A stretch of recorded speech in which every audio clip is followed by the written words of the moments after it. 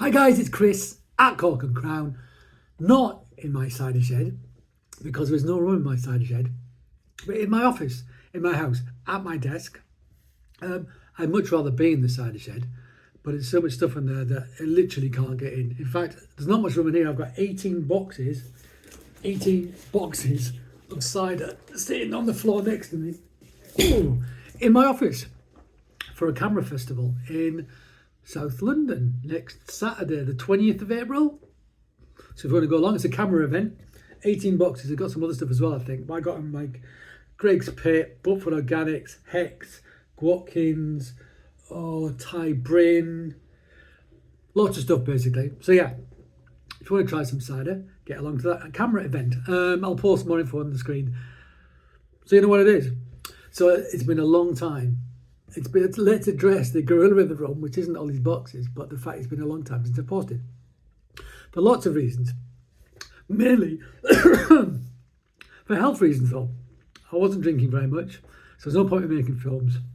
I was meant to have shoulder surgery, and prior to the shoulder surgery they do tests. But when they did the test, they found something wrong with me. So I've been dealing with that.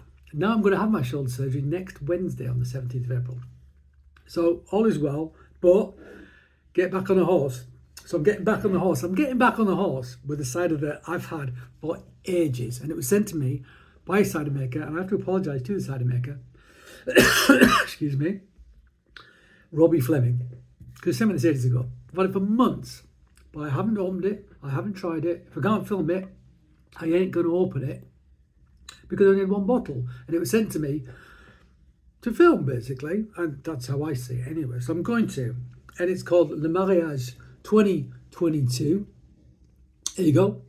And we did the 2021 ages ago. I'll put the link here so you can see it.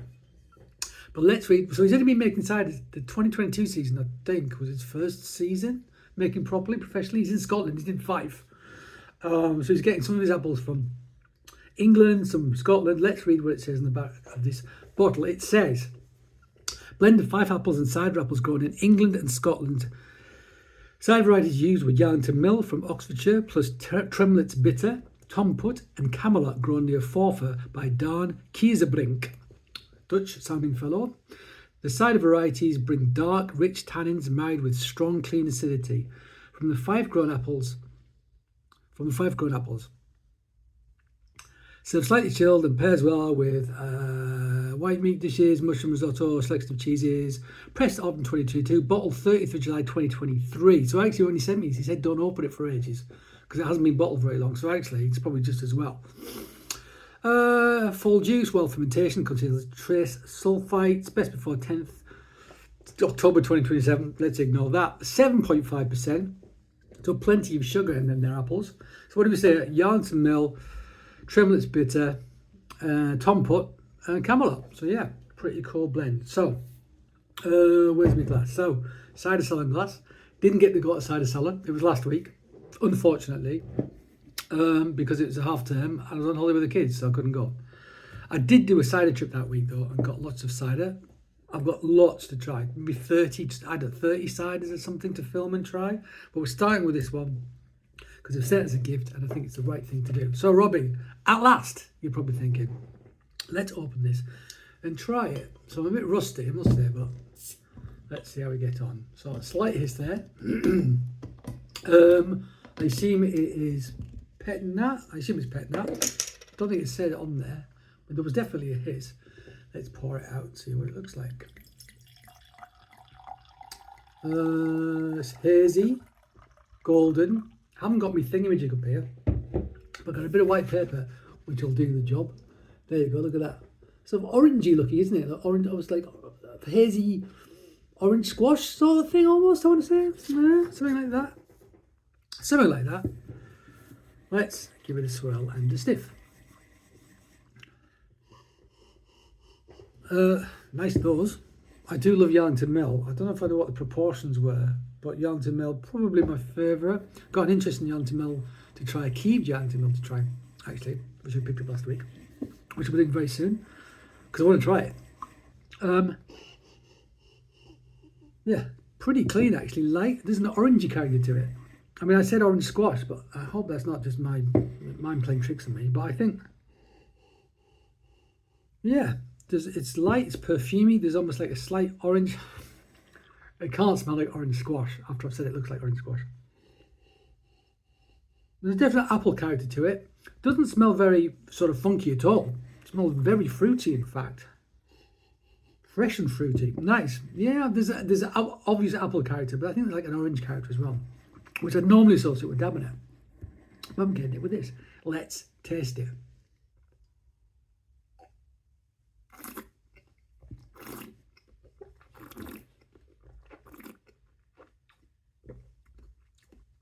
Okay. So bold acidity, soft tannin on the front, squeaky teeth, not really hard tannin, not really a bitterness on the back at all. It's bone dry, I want to say. It's got a pithy element to it. It's got a certain apple acidity, malic, maybe softening a little bit into lactic acid, sort of yogurty. This is much more acid driven than it is sort of tannic driven, if you like. I mean, for something that's wild yeast, it's really clean. No funkiness at all.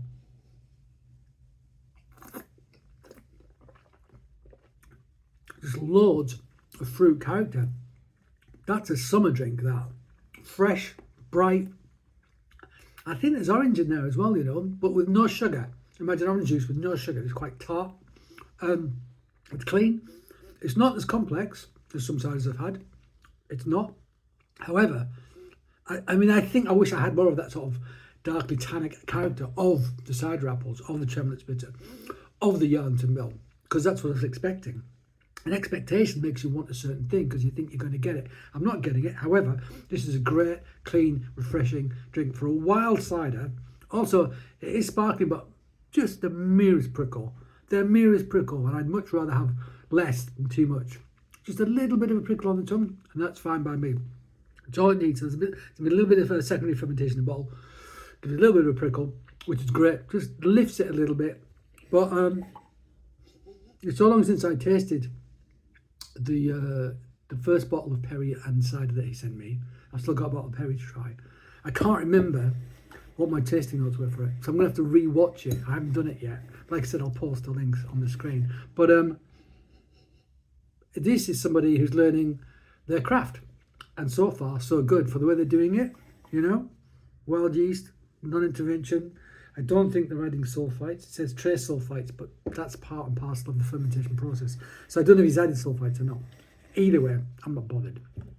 But that is a tasty, fresh, crisp, juicy cider.